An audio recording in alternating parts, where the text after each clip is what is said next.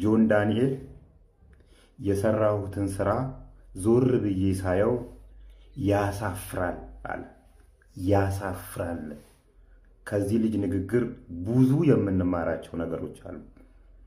ሰውን ከነነፍሱ ዘቅዝቀን የገደልን ሰዎች የሰራነውን ስራ ዞር ብለን ስናየው ያሳፍራል።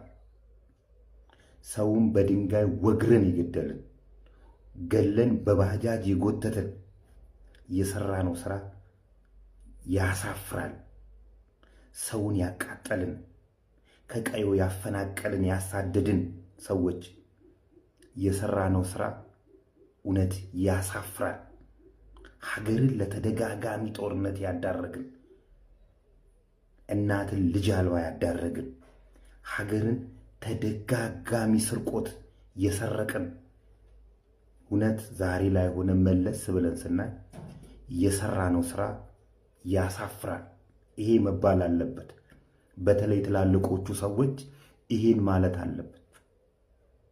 ሀገሬ ላይ የሰራሁት ስራ ዞር ብዬ ሳየው ያሳፍራል መባል ነበረባቸው። ዛሬ ላይ እንደገና ለሌላ ጦርነት፣ ለሌላ ስቃይ፣ ለሌላ ችግር፣ ለሌላ ስደት፣ ለሌላ መፈናቀል ስትዘጋጁ ያሳፍራል የምትለው ቃል እዚህ ጋር ባትተናነቃችሁ ከህሊና ባርነት ነፃ በወጣችሁ ያሳፍራል መባል አለበት። እውነቴን ነው የምላችሁ። ሀገራት የትኛውም የዓለም ሀገራት መለስ ብለን ስናያቸው የጦርነት ታሪክ አላቸው። ከተዋጉ በኋላ ግን ያደረጉት ነገር ስለሚያሳፍር ወደዛ አልተመለሱበትም።